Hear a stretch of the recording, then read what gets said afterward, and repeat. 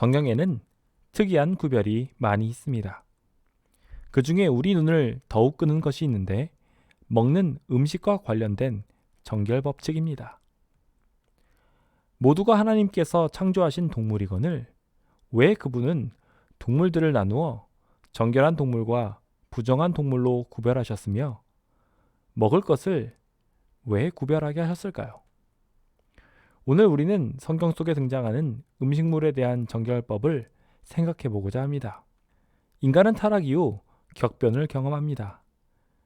늘 행복할 수 있게 하던 하늘의 법과 삶을 버린 그들은 자신의 욕망을 채우기 위해 이기적 결정체로 변화하게 되지요.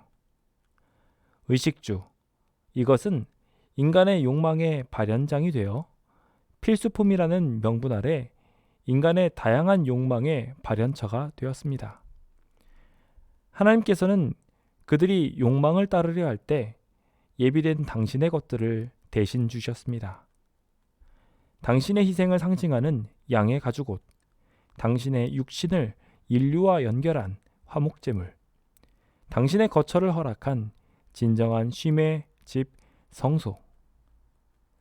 이것은 시대별로 인간을 위한 당신의 희생을 담은 그릇이었고 인간의 욕망을 대신한 구주를 닮은 희생의 상징이었습니다.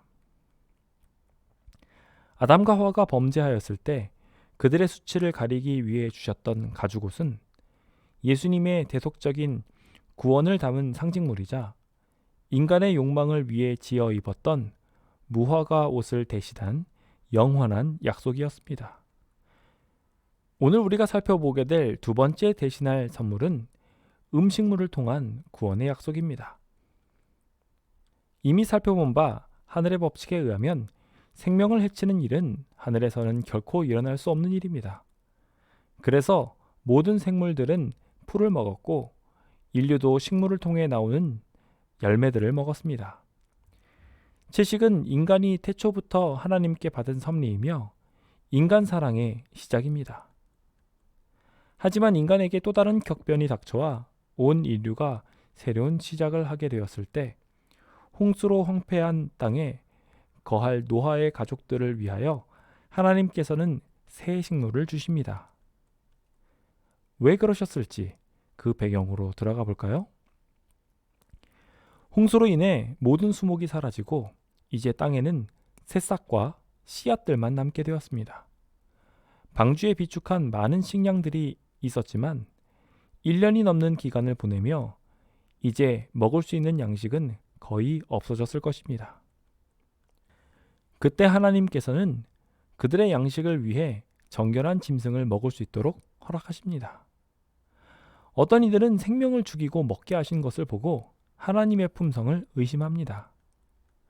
하지만 사실 우리가 살핀 것처럼 인간은 이미 자신의 쾌락을 위하여 분별 없이 짐승을 키웠고 잡아먹었으며 그것으로 직업을 삼았습니다. 식욕을 위해 더 자극적인 음식을 찾았고 그 끝은 한도 끝도 없는 나락이었습니다. 하나님께서는 이 분별 없는 행동을 보시고 무화과 옷을 입었던 인류와 마찬가지로 진정한 사랑의 원형을 허락하십니다.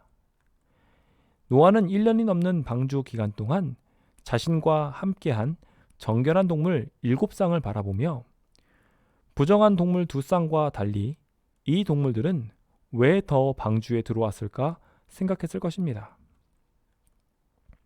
본래 모든 동물들은 하늘의 법칙에 순응했지만 죄가 핥히고 간 세상에는 죄의 흔적을 맡아 처리할 존재들이 필요했고 일부 동물들은 하늘의 원형을 잃어버릴 수밖에 없었습니다. 하지만 동물들 중에는 아직 완전하지는 않으나 하늘의 법칙 아래에 있는 동물들도 남아 있었습니다. 그리고 하나님께서는 방주에서 노아에게 이 동물들을 구별할 수 있게 하셨고 더 많이 보고 더 자주 대하면서 그들의 생태계와 삶을 배우게 하셨습니다. 레위기 11장에 이 동물들을 소개한 상세한 설명이 있으니 여러분도 살펴보시기 바랍니다. 그들은 인간 곁에 머무는 동물, 즉 가축이 가능한 동물들이었습니다. 그들은 먹이사슬의 하위에서 다른 동물들을 위해 희생하는 위치에 있었으며 그들은 정결한 것을 먹고 더러운 것을 피하는 동물이었습니다. 그들의 성품은 대체로 온순하였으며 인간들을 위해 희생할 준비가 되어 있었습니다.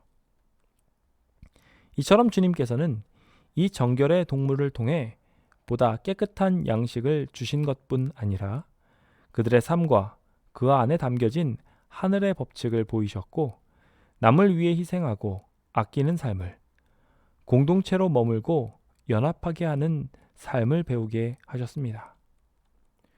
그리고 결정적으로 이 동물들의 희생을 통해 무엇이 이루어졌는지 생각하게 하셨죠. 희생당한 양을 통해 가죽옷으로 구원의 표가 그들에게 주어졌던 것처럼 주께서는 당신을 상징하는 정결한 동물을 두사 그들의 생명을 연장하게 하셨을 뿐 아니라 그들의 삐뚤어진 식욕을 채우시고 희생으로 당신을 기념하게 하셨습니다. 이 사실을 보다 잘 알게 해주는 책이 있으니 바로 레위기입니다. 이 책은 하나님께 예배하는 방법과 구속의 과정을 잘 다루고 있는 책이지요.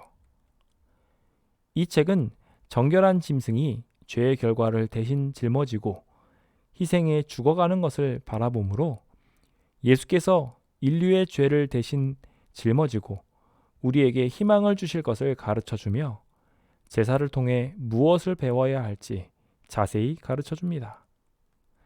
여기에 오늘 주제와 관련된 흥미로운 내용이 있습니다.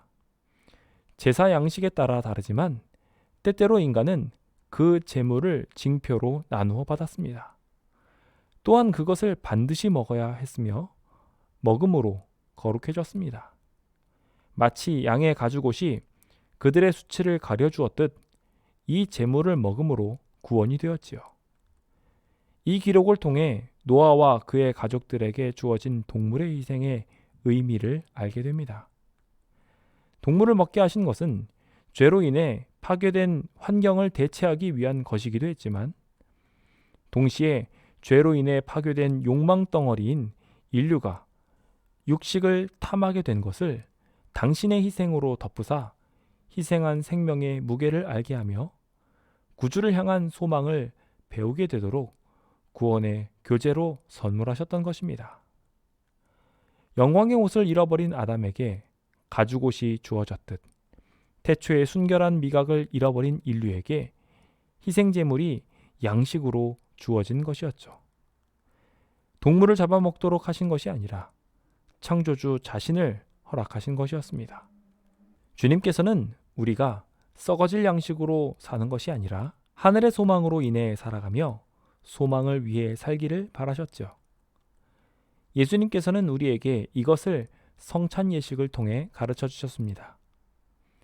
생명의 떡이요 구원의 음료 되신 주님은 우리가 떡으로 사는 것이 아니라 하나님의 입에서 나오는 말씀으로 약속으로 살고 있음을 기념하게 하셨습니다. 우리는 이 예식으로 우리의 입에 들어가는 모든 양식이 주님을 통해 제공되었으며 감사함으로 받으며 장차 이루게 될 구원의 희망을 위해 선물되었음을 배우게 됩니다. 이제 우리의 식탁 위에 어려 있는 하나님의 희생을 기억합시다. 제사 제도를 통하여 무분별한 사욕과 식욕이 아닌 우리를 위한 헌신을 기억하게 하신 주님은 우리의 식탁이 예배터가 되기를 기대하십니다.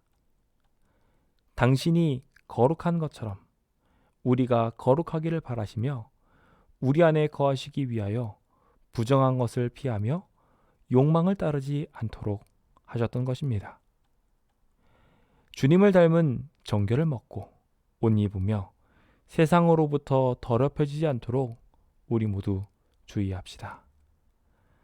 이제 하나님께서는 우리에게 더욱 아름다운 삶을 선물하시고자 합니다. 왜라는 질문이 준 더 아름다운 삶과 깨달음이 예배하는 모든 식탁마다 더 많은 감사와 기쁨을 채우시기를 빕니다. 감사합니다.